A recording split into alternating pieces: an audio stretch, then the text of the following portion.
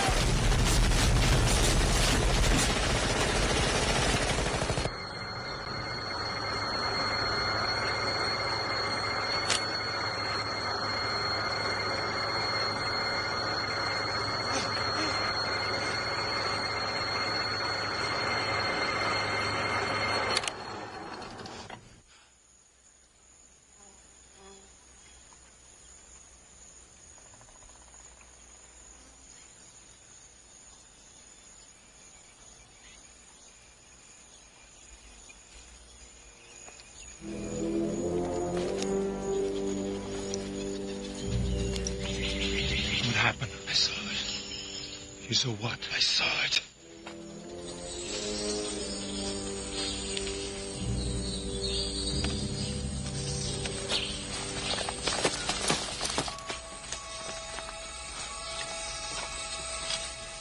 And of course, then we had the Alien versus Predator. And I went back and watched the whole Alien Predator series in chronological order. It's amazing. You should do it. And what's very interesting is that the pyramids seem to be the feeding grounds of these two species before we had the modern cities. Now I think that the modern cities are the new feeding ground and we're the prey for the aliens. And that brings me to, again, I mentioned this before, that every major city in the world seems to have these catacombs, which are filled with skulls, right? And, you know, what does the Predator like to do? It collects skulls. Just ask yourself, what's that all about?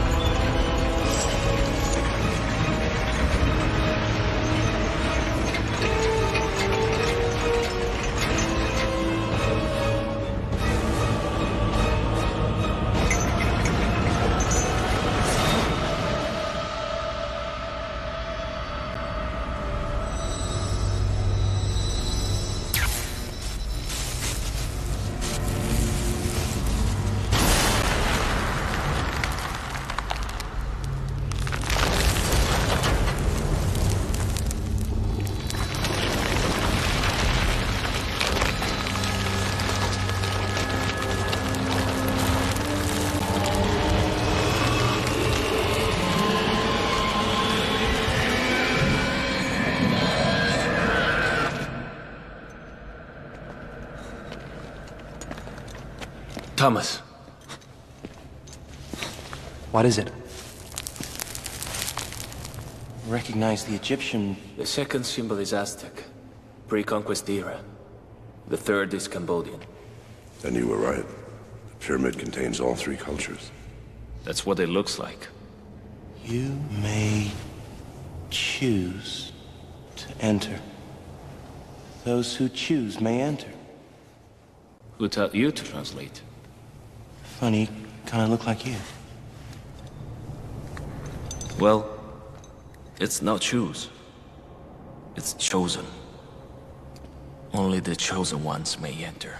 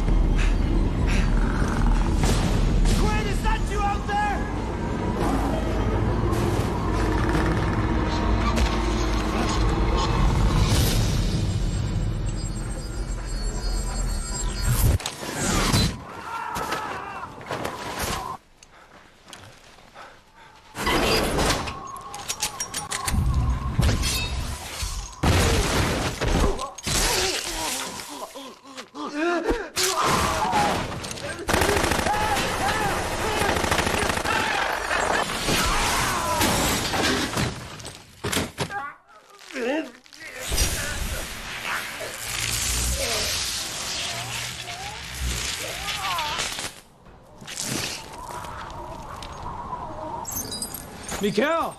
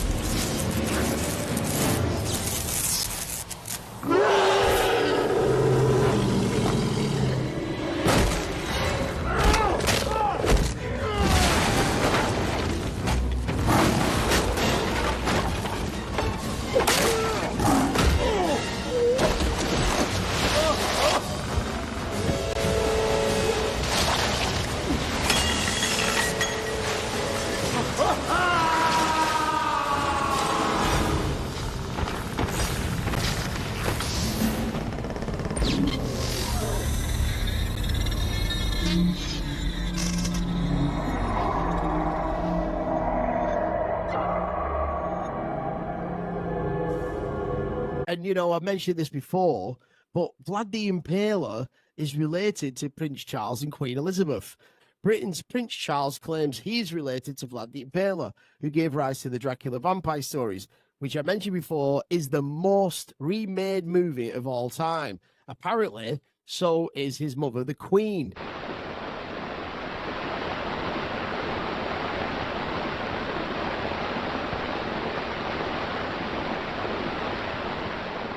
I am Dracula. Oh, it's really good to see you. I don't know what happened to the driver and my luggage and, well, and with all this, I thought I was in the wrong place. I bid you welcome.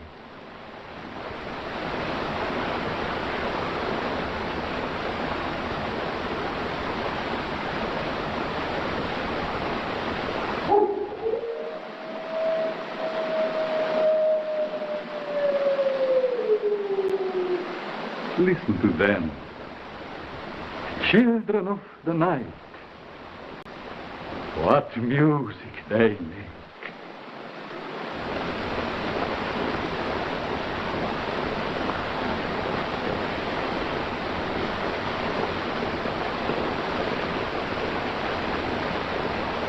The royal family related to Vlad the Impaler, Dracula. The heir to the British throne said that genealogy shows that he is related to Vlad, giving him a stake in the future of Romania. The prince has long worked to conserve the forests and has bought a home in the Transylvania region. The link, it appears, is his great-grandmother, Mary of Teck, who was grandmother to Britain's recent ruler, Queen Elizabeth II, and was queen during the reign of King George V. A Württemberg princess, Mary, the woman for whom the linear Queen Mary was named, was believed descended from two of Vlad's sons. Vlad the Impaler, the cruel 15th century Romanian warlord who helped inspire Bram Stoker's 1897 vampire novel Dracula, got his nickname from his favourite method of execution. His reputation for sadism and torture made him a legend in his own time. His victims have been estimated in the tens of thousands. So your ancestor's a mass murderer, and it might make some sense when David Icke says the royal family are blood-sucking vampires.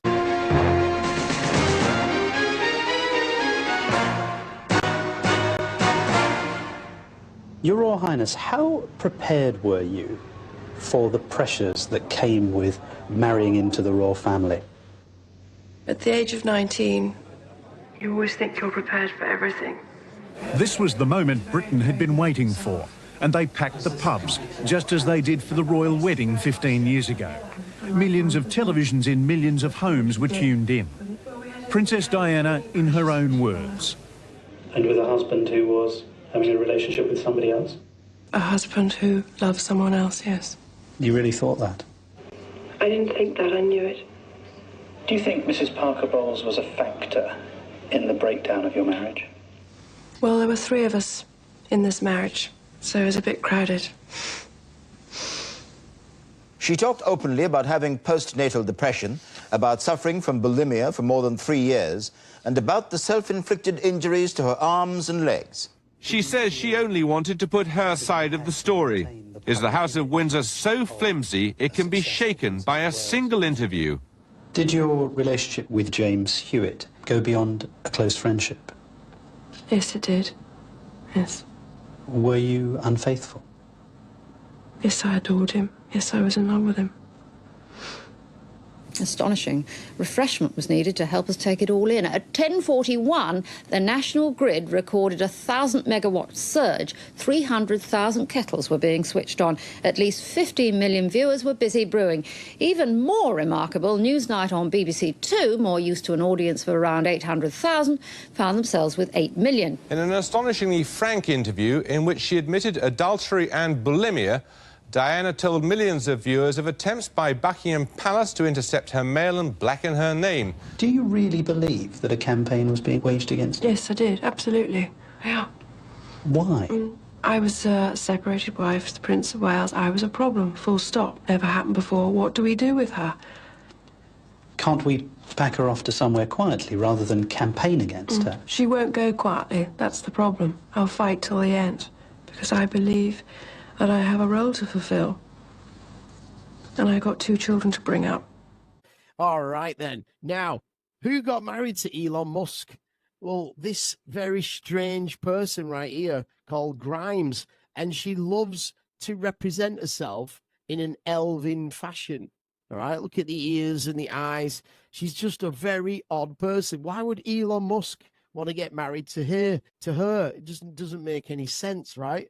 And look, here is a list of all the tracks that she's brought out. She's got tracks that are called Genesis or Oblivion, Medieval Warfare, A Drug from God, Venus Fly, Flesh Without Blood.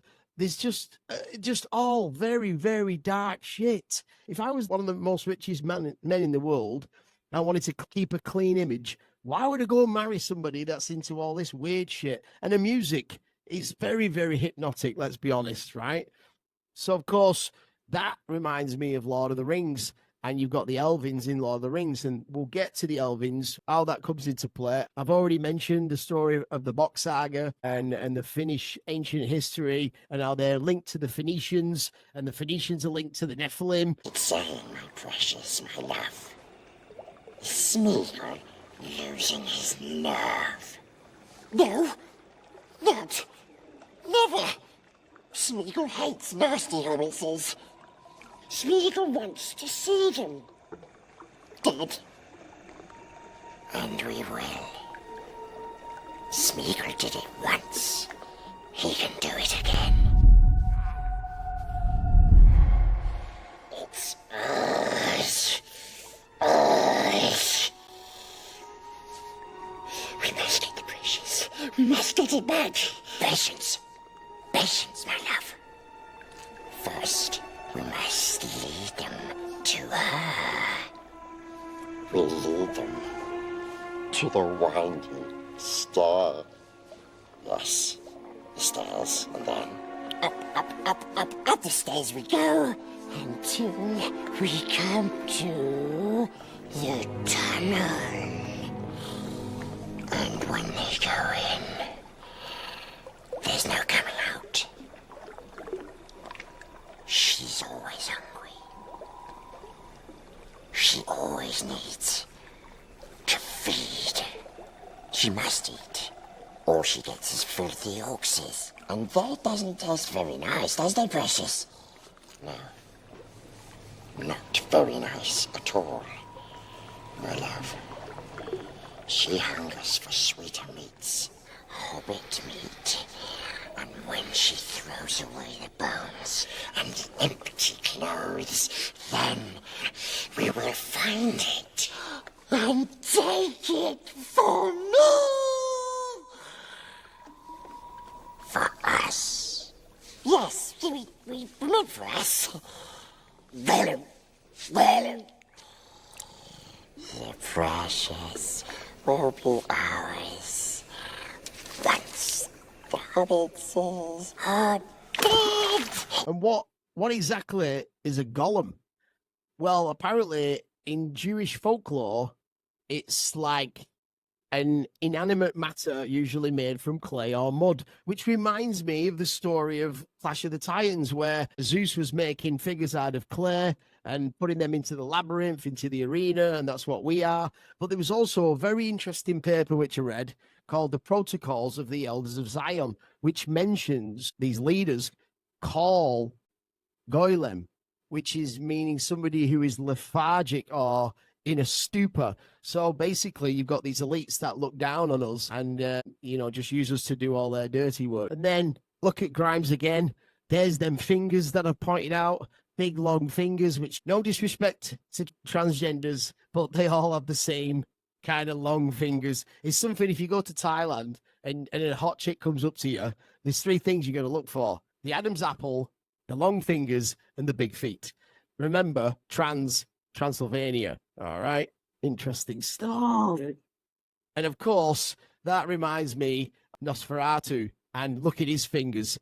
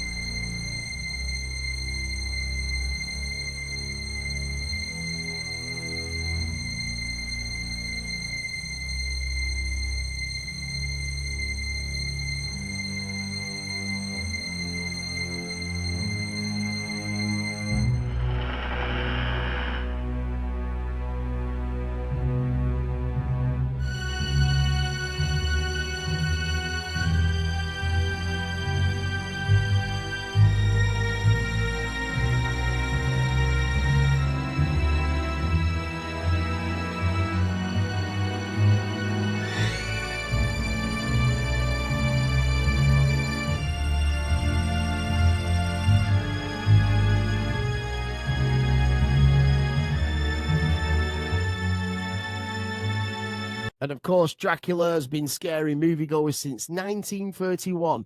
After the original Dracula movie, there have been countless adaptations and reinterpretations of the iconic vampire. On an IMDb username, even ranked 60 Dracula movies from best to worst. I mean, look, I'm a massive moviegoer, but there seems to be a Dracula film every year. Why? Because maybe he's the god. You know what I mean?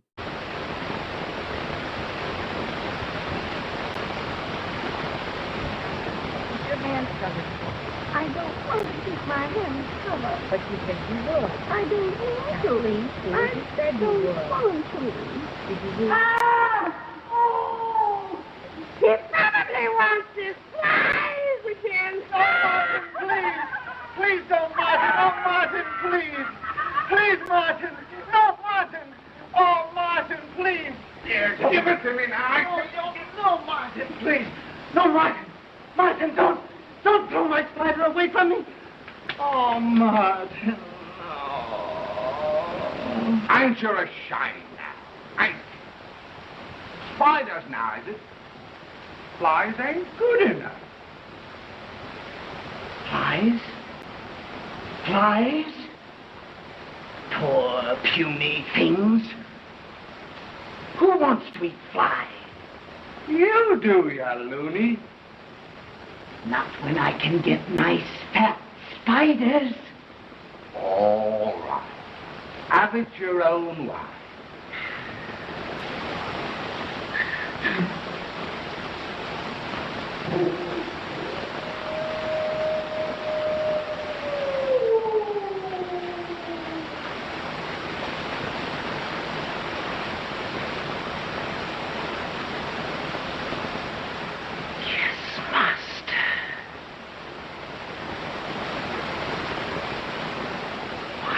You've come back. Oh, Master, please. Please don't ask me to do that. Don't. Not her. Please. Please don't, Master. Don't, please. Please. Oh, don't. Renfield? What are you doing there? Come here. Did you hear what we were saying? Yes, I heard something. Enough. Be guided by what he says. It's your only hope.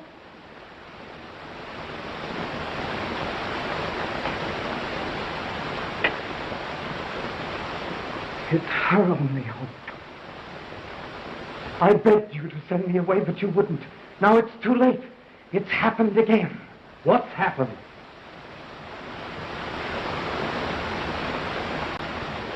Take her away from here. Take her away before.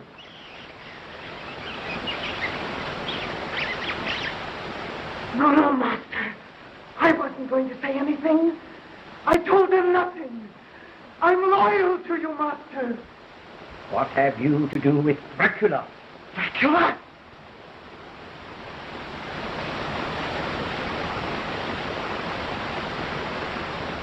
I never even heard the name before. Window in the moonlight. And he promised me things. Not in words, but by doing them. Doing them? By making them happen.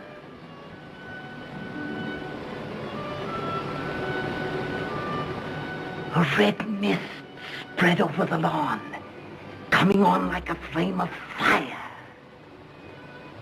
And then he parted it. And I could see that there were thousands of rats with their eyes blazing red, like his, only smaller. And then he held up his hand, and they all stopped. And I thought he seemed to be saying,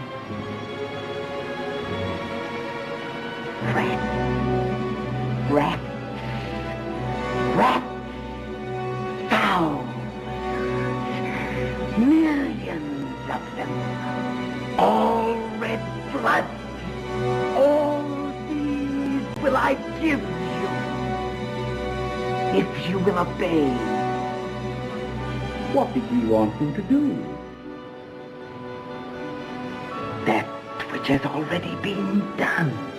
And then we've got Grimes claiming in the news that she wants to get elf ears and vampire teeth. I've met a few people recently that have actually got vampire teeth. And, you know, I've got new teeth. I didn't go into the dentist and say, oh, yeah, give me some vampire teeth. How am I going to get a job doing that? But if you've got real vampire teeth, it kind of like hides you in plain sight. You just have to ask questions like that. I mean, honestly, a girl with vampire teeth giving me head, I'm not sure that's a fucking wise move, man. You know what I mean? Just interested, Elon. What are you doing, fella? So then, of course, he had a kid. He's had several kids, and they're all trans now. But notice here in this picture, and we're going to get into the story of his child in a second, he's wearing his famous Occupy Mars t-shirt, which we're going to get into real nice. Here's a little clip from Total Recall.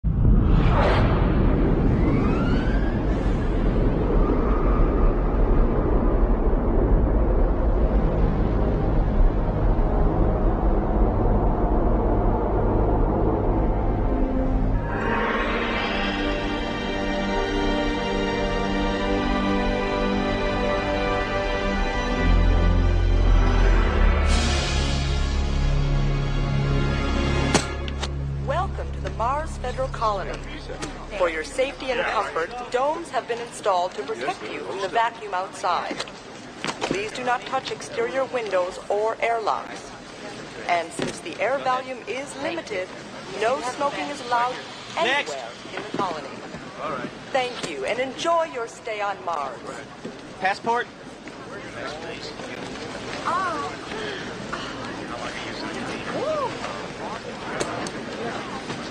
Come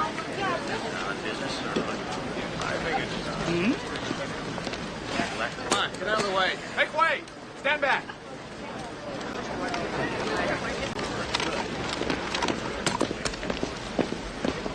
Mr. Cohagen wants to see you. Right away. Any news of Quaid? Not since you lost him. Watch your mouth, Captain. We've got a car to take. So how long do you plan to stay on Mars? 2 weeks. Look at that shit. What the hell's this? The Martians love Kawako. They think he's fucking George Washington. Kill the bastard. Nobody knows who he is. Have you brought any fruits or vegetables onto the planet? 2 weeks. Excuse me? 2 weeks. 2 weeks. Things are getting hotter. It's not just graffiti. The rebels took over the refinery last night. No tribunium is going out. And it gets worse. The rebels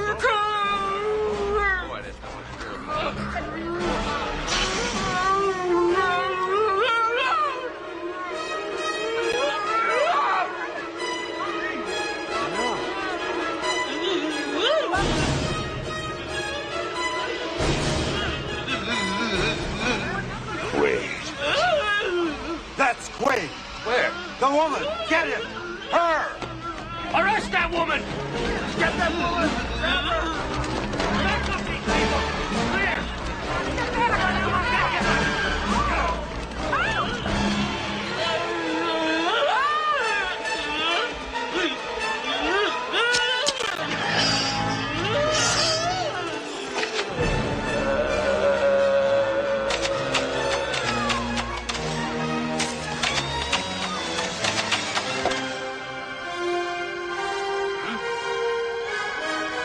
Catch. Get ready for a surprise.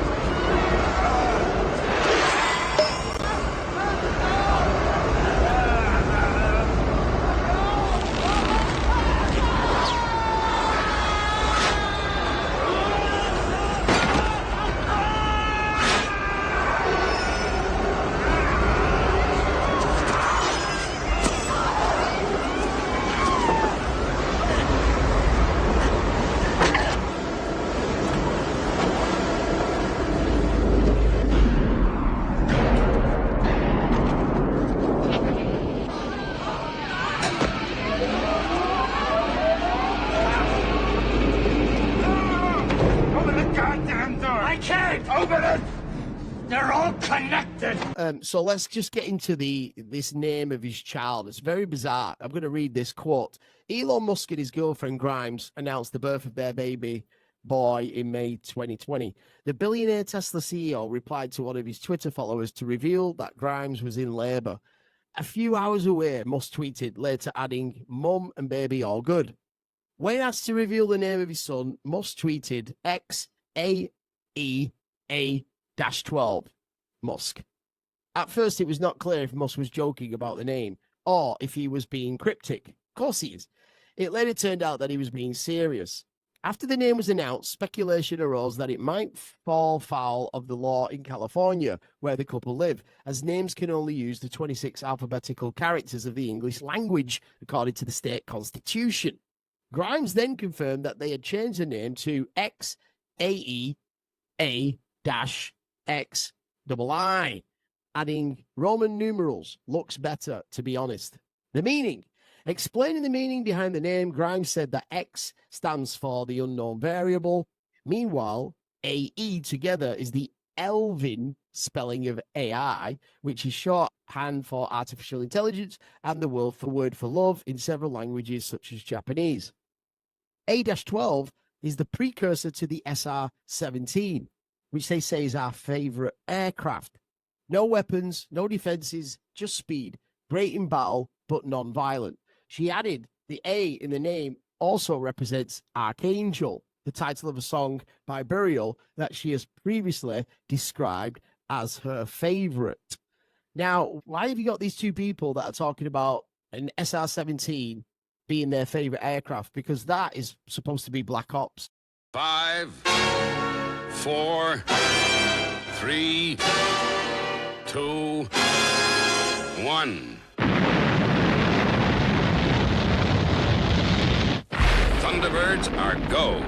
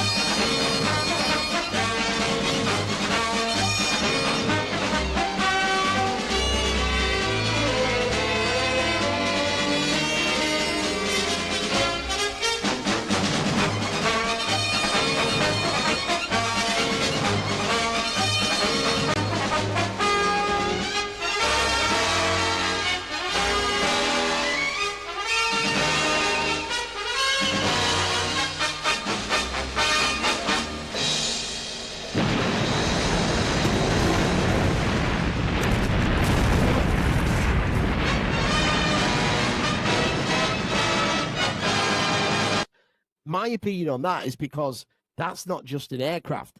That thing can go in and out of space. And if you're rich, that's your method of travel. Right. Now, what does an archangel mean? Is it good or bad? The word angel or angelos in Greek means messenger.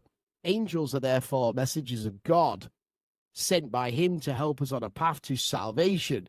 In this case, we could say that archangels are like super messengers of God who are entrusted with particular important missions. Just go back down here again where it says pronunciation. Grimes and Musk seem to have different ideas of how to pronounce the name. It's just X, like the letter X, then AI. Like how you said the letter A and then I, Grimes said. Musk, meanwhile, told podcast host Joe Rogan, I mean, it's just X, the letter X, and then the XE is like pronounced Ash, and then A-12, A-12 is my contribution. Ash. Now, why does that ring a bell with me? I'll tell you why. Because if you watch Flash Gordon, sometimes he turns to his side and the name on the t-shirt just says Ash. And who else wore that t-shirt? Our man Freddy. And what does Ash really mean? Ashes to ashes, dust to dust, right? It could be a species wiping out another species. Or it could be a planet that turned to ash. That species needed to move to another planet and terraform it while that planet is rehealing. And we'll get to that in a second. Right, fellas. Just interesting stuff. So they mentioned there, yeah, that the SR-71, an archangel, can be the chief messengers of God. And the question is, which God are we talking about? The good God or the bad God? Have a look at this. And you know, this idea that just a plane, if it's just a plane, why are the fucking pilots wearing astronaut helmets? Because it might be able to go in and out of space. This thing can move like over 2,000 miles an hour, right?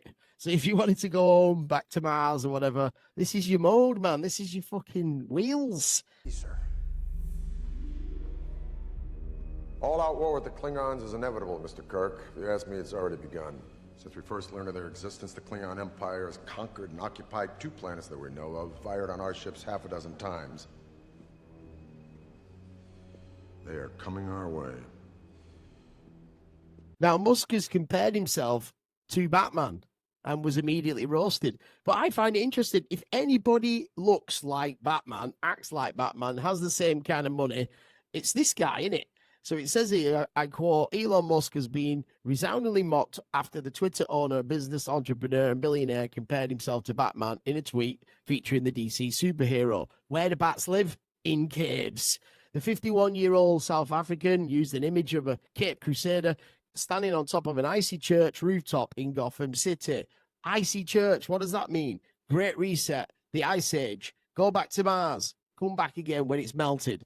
come back to Earth again when all the resources have replenished. It says here, this would give the impression that Musk fancies himself as a Batman-like character who, like Bruce Wayne's alter ego, watches over huge amounts of people on his website to make sure they aren't breaking the law and up to no good. I mean, he literally owns everything, doesn't he? You know, he owns Tesla, which we've got into, the Fang. He owns X, and I covered an interview with Operation Red Pill that describes the real significance of this symbol being a contract of sorts with beings from another realm. Go and check it out in the previous episodes. If you've not watched them all in order, you're missing out. And of course, SpaceX. Now, pay attention to that logo, because I'm going to be coming back to that shortly. Just have a good look at that. What do you see? Do you see what I see? And then you've got the XAI company, which is just incredible. I need to know how Skynet gets built. Who's responsible? The man most directly responsible is Miles Bennett Dyson. Who is that? He's the director of special projects at Cyberdyne Systems Corporation. Why him? In a few months, he creates a revolutionary type of microprocessor. Go on. Then what? In 3 years, Cyberdyne will become the largest supplier of military computer systems. All stealth bombers are upgraded with Cyberdyne computers, becoming fully unmanned. Afterwards, they fly with a perfect operational record. The Skynet funding bill is passed. The system goes online on August 4th, 1997. Human decisions are removed from strategic defense. Skynet begins to learn at a geometric rate. It becomes self-aware at 2:14 a.m. Eastern Time, August 29th. In a panic, they try to pull the plug. Skynet fights back. Yes, it launches its missiles against the targets in Russia. Why attack Russia? Aren't they our friends now? Because Skynet knows that the Russian counterattack will eliminate its enemies over here. Jesus. And also, if this shit goes wrong... Ed 209.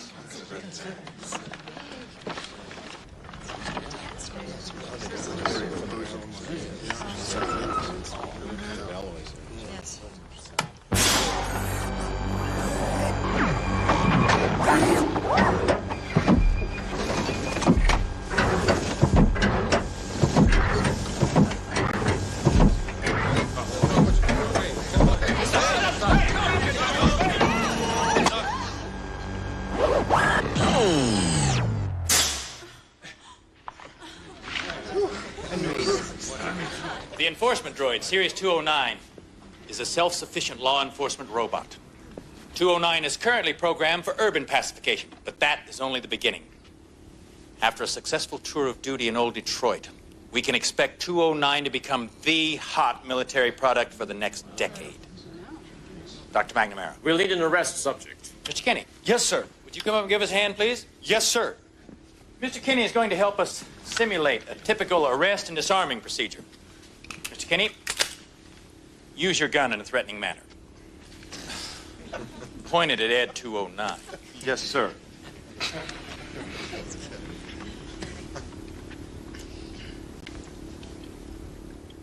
Please put down your weapon. You have 20 seconds to comply. I think you'd better do what he says, Mr. Kinney.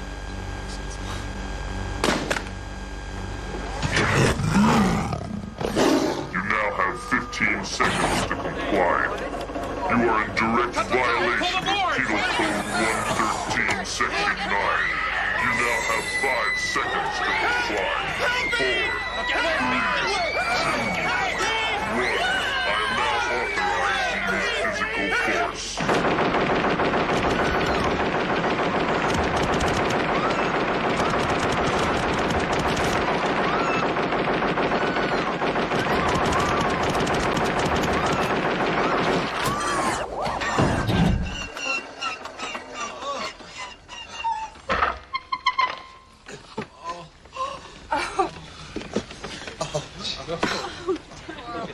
Somebody want to call a goddamn paramedic? Let's go, Johnson. You pull a plug on this thing! All right, don't touch him. Don't touch him! He didn't hear the gun, He didn't hear it! Dick. it's only a glitch. A temporary setback. You call this a glitch? And of course, then he's got this boring company, right, which is just drilling massive tunnels all around the world, massive tunnel network to apparently make transportation easier. But there's still tons of traffic jams all around the world. When is this going to actually make sense? When's the traffic not going to be a problem? Why does everybody go to work at the same time? Why have we got 2 rush hours? It's just absolutely retarded. We're not smart humans, are we? And he also, not only does he have this, he makes his own tunnel boring machines, which just look at him.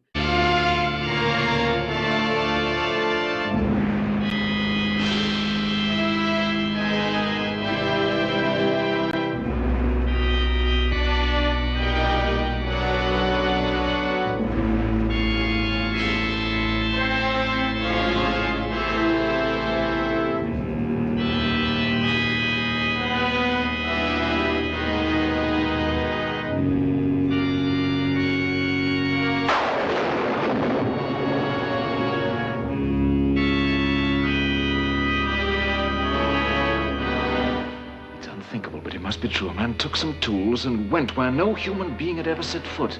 Alone. Went into the interior of the earth. Ladies and gentlemen, this is James Mason. Come along with Pat Boone and me, Arlene Dole, Diane Baker, and Gertrude the Duck, and discover sights and sounds and wonders no living man has ever witnessed before, filmed in the incomparable magic of CinemaScope. We'll take our leave of civilization on the bleak, barren wastes of Iceland, peer in awe at the bottomless crater of an uncharted volcano, make the perilous descent into the unknown.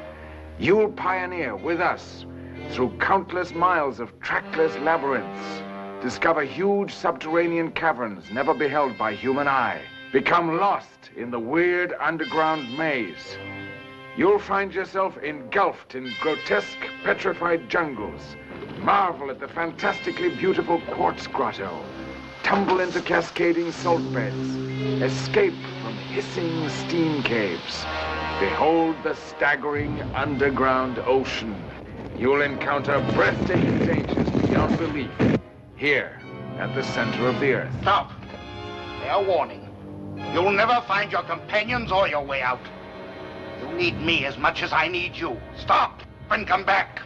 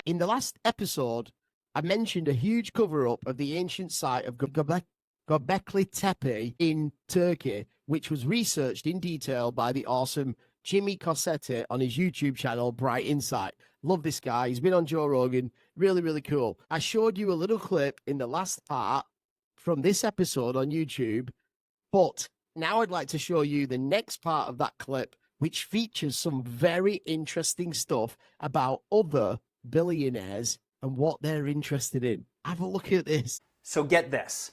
The 20-year partnership was done by members of the World Economic Forum back in 2018. Yes, you read that right. The tentacles of the WEF has seemingly infiltrated the world's oldest and most mysterious structure in all of human history. In fact, the chairman and CEO of the Dogus Group is a Turkish billionaire by the name of Ferit Sahenk, who is a longtime member of the World Economic Forum. And not only that, he's on the Forbes list of top billionaires in the world. And this 20-year partnership deal involving Göbekli Tepe was literally announced at the annual World Economic Forum meeting in Davos, Switzerland. They even had an ice sculpture of Göbekli Tepe carved outside the meeting itself. I mean, you can't make this up. But how on earth have I never heard of this before? I suppose that since it was back in 2016, few were talking about the WEF at that time, as it wasn't until just the last few years that they've received so much global attention. Certainly, much has changed in just the last 4 years alone, as I'm sure many of you have noticed. And although I imagine that most of you have heard of Klaus Schwab and the World Economic Forum by now, but if you haven't, you will certainly want to inform yourself. And I am not going to get into specific details about that organization in this video. I'll refer you to the comment section for that, as I'm sure others here will help explain exactly who these people are, what they've done, and what their goals are for the future of global civilization. But this is where the Agenda 2030 and the "you will own nothing and be happy" comes from. And yes, that's a real quote by Klaus Schwab, the head of the WEF, or at least former head. And in fact, I'm sure you've probably heard or seen memes saying that "you will eat the bugs." Well, the WEF is what they're referring to. So I suppose right about now, it's reasonable to ask, why on earth is the World Economic Forum and their members even associated with management and excavations at Göbekli Tepe? And of course, this guy is definitely one to look out for. If he doesn't look like the guy from Star Wars, I don't know what. And he said, didn't he? He quoted, "In the future, you'll own nothing and you'll be happy about it." Why would any human want to do that or say that? Maybe because they're not human. My God, folks, this reads like a dystopian sci-fi movie, and I'm not kidding. Let's get into this.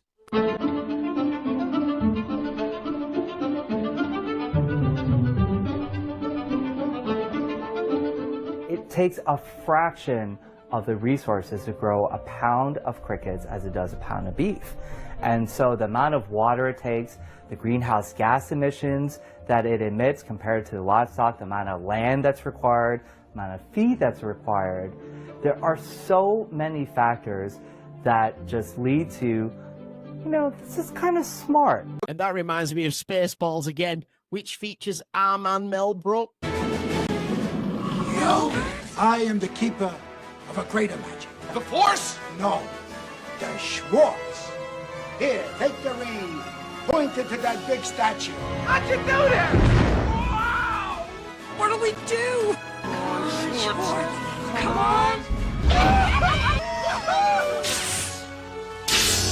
I see your Schwartz is as big as mine. Use the Schwartz, Lone Star.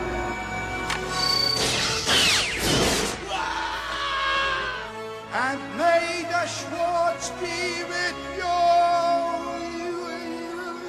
And finally, another little clip from V, just for some extra sprinkles. With this encapsulator, we'll be processing humans at the rate of 100,000 per week. Yes, but won't that produce a sharp drop in quality? Slight drop, Raymond. And we mustn't overlook the psychological impact of mass processing on the humans. Once they realize what's in store for those who oppose us, I suspect we'll see an end to their feeble acts of resistance. Have you tried these? Sweet or sour? Try the hot ones. They're delicious. Huh? Tasty. And I started this entire presentation questioning this claim from David Icke that the Anunnaki or the Archons or reptilians run the world, right? Rather than just say yes or no, look how much work I've done to try and understand why somebody would be crazy enough to make such a claim. When you have multiple sources all leading in the same directions as you continually dig deeper, it can't just be one man's crazy idea. There has to be something to this story.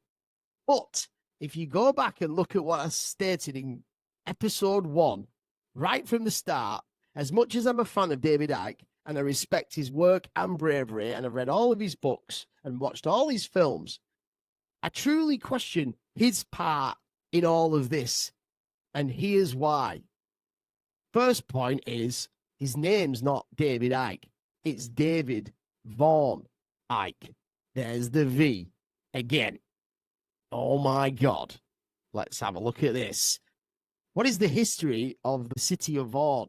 In the late pre-contact period, the Huron-Wendat people populated what is today Vaughan.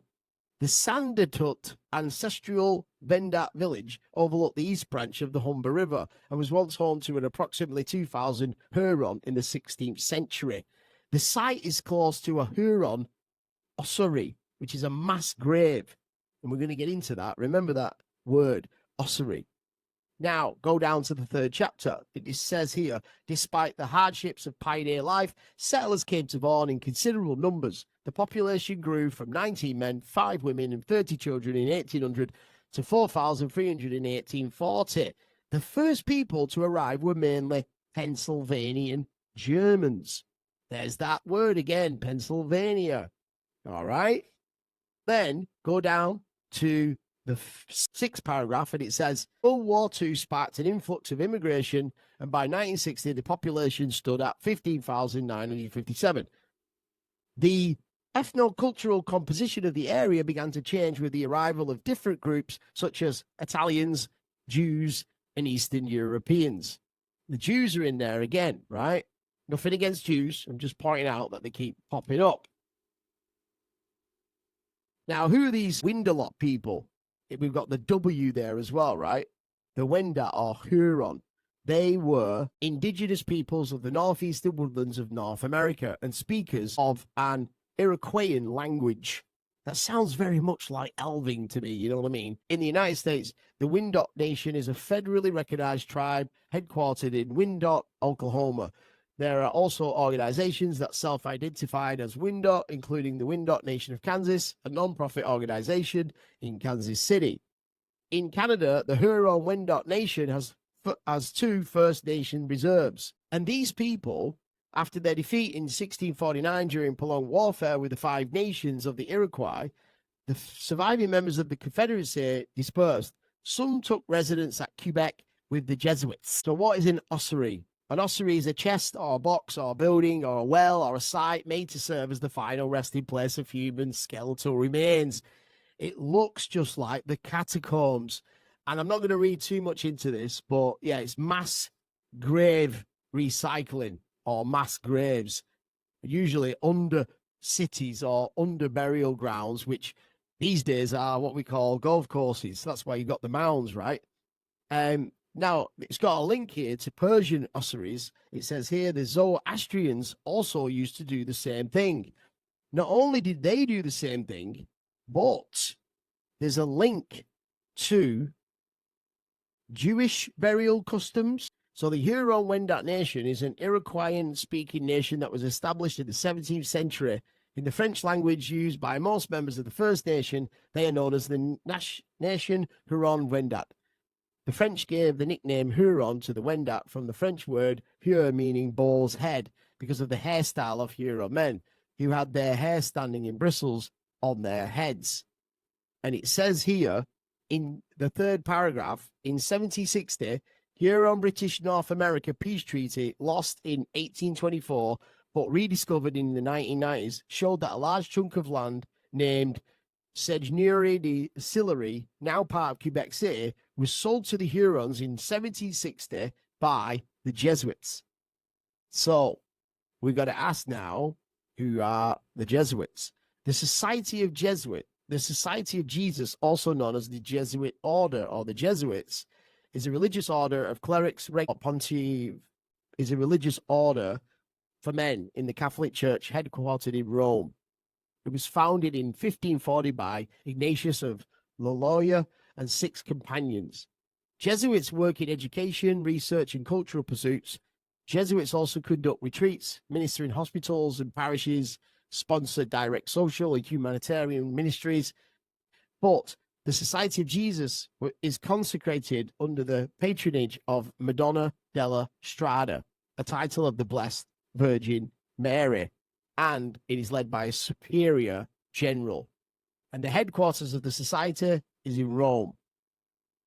And it says here, I'm just going to go down to the third chapter. Members of the Society of Jesus make profession of perpetual poverty, chastity, and obedience. and promise a special obedience to the sovereign pontiff in regard to the missions, to the effect that a Jesuit is expected to be directed by the Pope and to accept orders to go anywhere in the world, even if required to live in extreme conditions.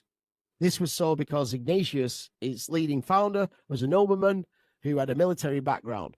Accordingly, the opening lines of the founding document declared that the society was founded for whoever desires to serve as a soldier of God. And that says that Jesuits are thus sometimes referred to as God's soldiers, God's Marines. Why would God need soldiers? All right. And interestingly, you can go and Google who's a Jesuit, Trump and Fauci, just to name a couple. And those guys. So this Madonna della Strada, who is she? The painting, the mother of Jesus, apparently. The patron saint of the Society of Jesus. You know, if you watch Sopranos, they already showed a clip when they always say Madonna, Madonna, Madonna. This name might not be what we think it is. But what's really interesting is most people know Madonna as this lady. She made a song called Like a Virgin.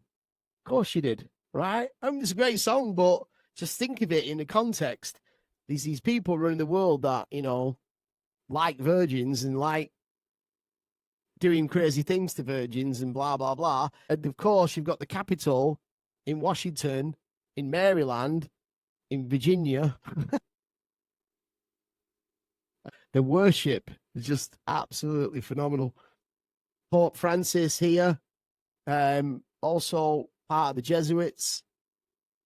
I don't really want to go too much into that. I'm just pointing out something that's interesting is the Pope's hat. And look at it. It just looks like our man from the beginning. The fish hat, the hat of Pisces. Jesus was born in Pisces. That hat is definitely fishy to me. All right. Now, just quickly, also, where I'm going with this is that cannibalism was widespread among all Native Americans in the Northeast.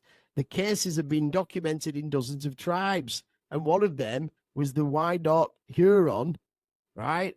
These people were cannibals that had ossuaries, catacombs full of skulls under the cities or burial grounds. You got to think, and I mentioned this before, anytime you think about these mass plagues in history, maybe they're not plagues, maybe they're just massive feasts.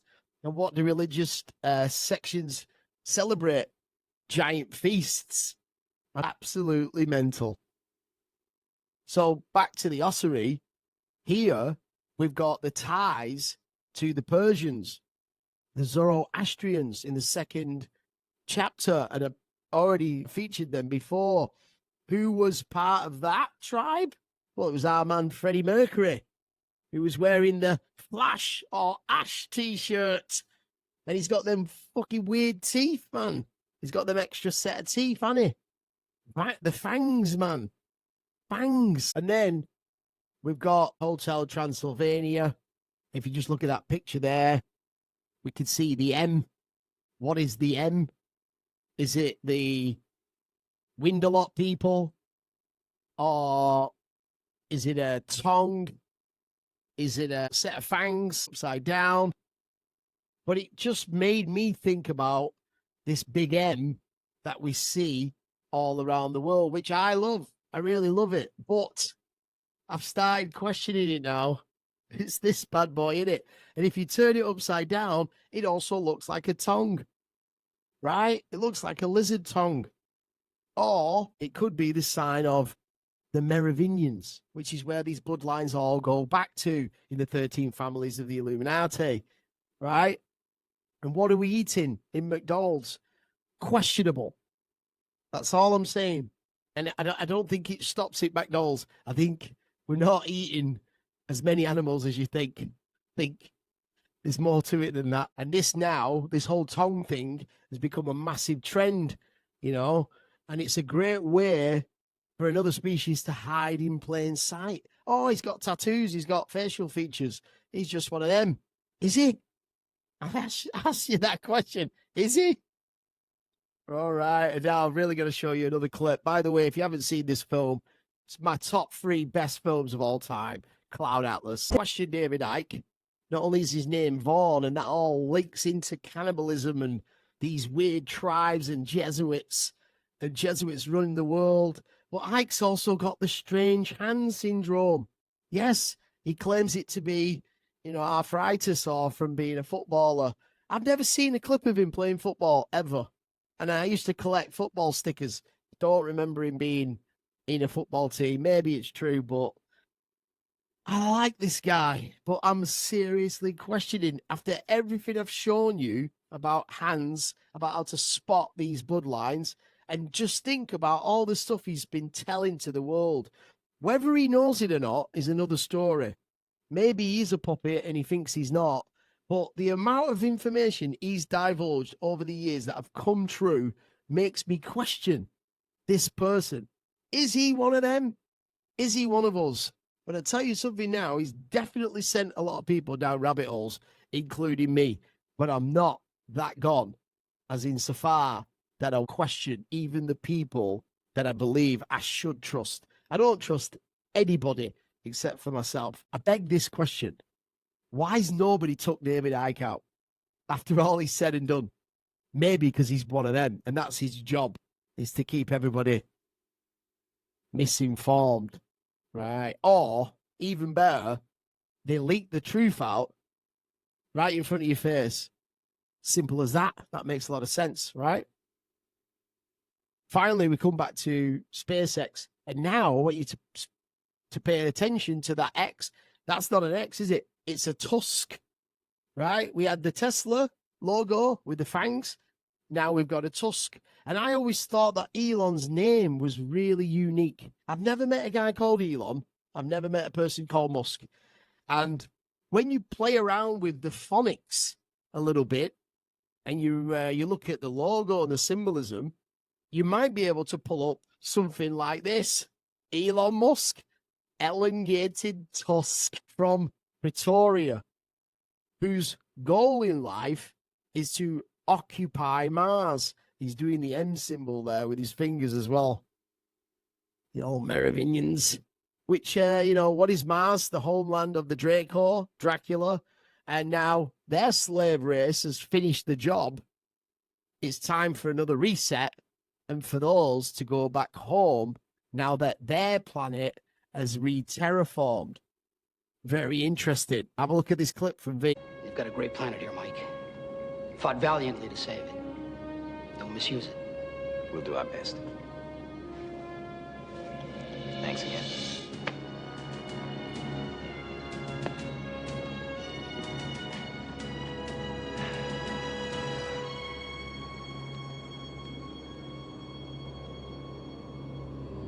It is time. Come to me, Elizabeth. Elizabeth! I think she needs to go. Once they reach the dark zone, the planet will be ours. Are you sure?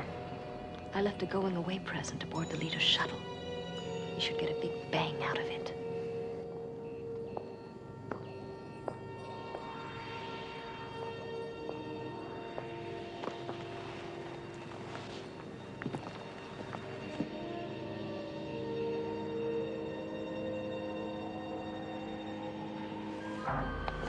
I hope we did the right thing. Did. I could feel it.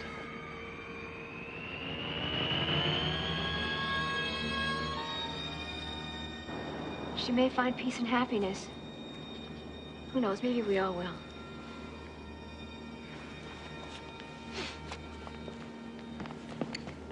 Wait a minute. Where's Kyle? Well, he was here a moment ago. You don't think... He's stowed away.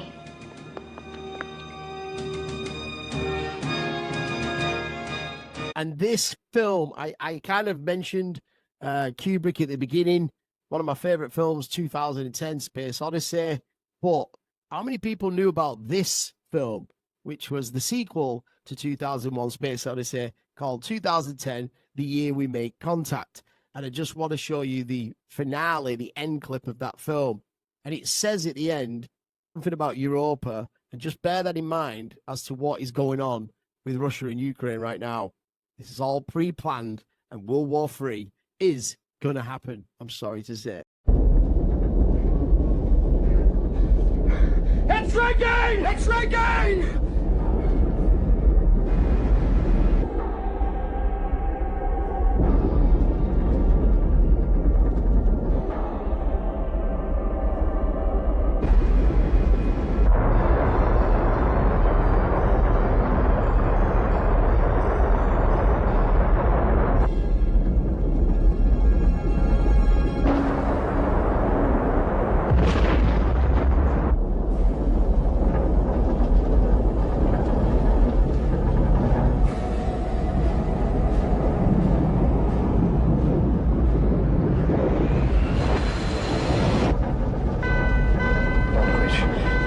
Quit, damn it.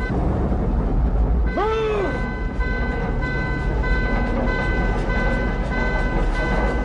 Grab something! Now!